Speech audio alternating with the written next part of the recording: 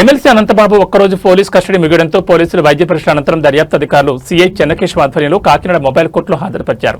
ఈ సందర్భంగా దర్యాప్తు అధికారులు చెన్నకేశవ్ మాట్లాడుతూ ఎమ్మెల్సీ అనంతబాబు ఒక్కరోజు పోలీస్ కస్టడీలో సుమారు 50 ప్రశ్నలు అడిగితే ప్రతి ప్రశ్నకు నాకు తెలియదు, గుర్తులేదని సమాధానం చెప్పారన్నారు. సెల్ ఫోన్ లాక్ తీయమని అడిగామని లాక్ గుర్తులేదని సమాధానం చెప్పారన్నారు.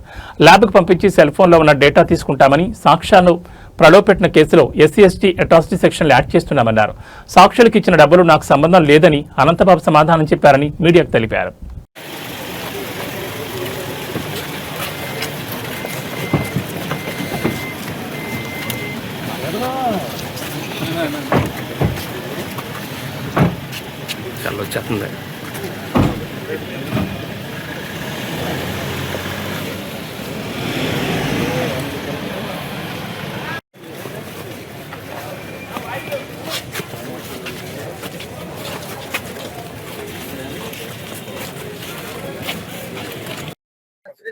Crime number 155/26 of Sarpavaram police station కేసులో రెస్పాండెంట్ ముద్దాయిగా ఉన్న A1 అనంతబాబుని పోలీస్ కస్టడీకి ఇవ్వాల్సిందిగా మనం గౌరవ మొబైల్ కోర్టులో మెమో ఫైల్ చేశాం.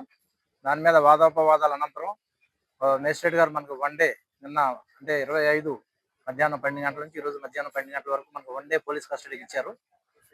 దాని మీద అతన్ని CJL నుంచి తీసుకొచ్చి నిన్న సాయంత్రం రాత్రి మిడ్ నైట్ వరకు కూడా సుమారుగా 47 క్వశ్చన్స్ అతన్ని అడగడం జరిగింది. కానీ అందులో ఏ క్వశ్చన్కి కూడా అతను సరైన సమాధానం చెప్పలేదు. కోర్టు ఉత్తర్వుల ప్రకారంగా అతన్ని యాజ్ పర్ లా మనం ఇంట్రాగేషన్ చేసాం.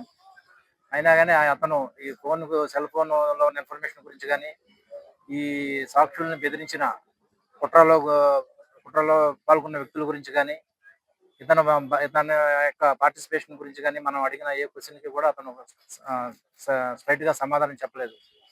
నాకు సంబంధం లేదు, తెలియదు, గుర్తులేదు అనే సమాధానాలు చెప్పారు. అదే విషయాన్ని మనం కోర్టుకి సబ్మిట్ చేస్తున్న రిపోర్ట్లో తెలియజేసుకుంటూ ఆ కస్టడీ మరో గంటలో ముగుస్తుంది కాబట్టి గౌరవ ప్రైవేట్ మొబైల్ కోర్టులో అతన్ని ప్రొడ్యూస్ చేసి మెడికల్ పరీక్షల అనంతరం మళ్ళీ తిరిగి అతన్ని CJLకి హ్యాండ్ ఓవర్ చేయడానికి ప్రస్తుతం తీసుకెళ్ళడం జరిగింది.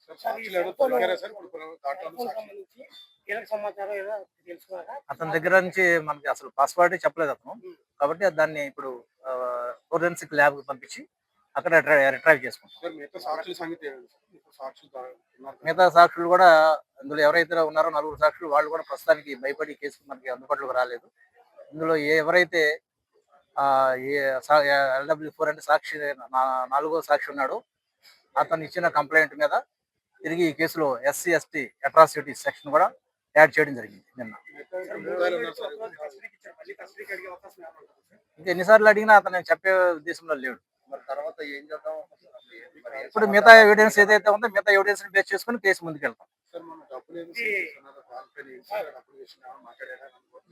అసలు నాకు సంబంధం లేదని చెప్తున్నారు.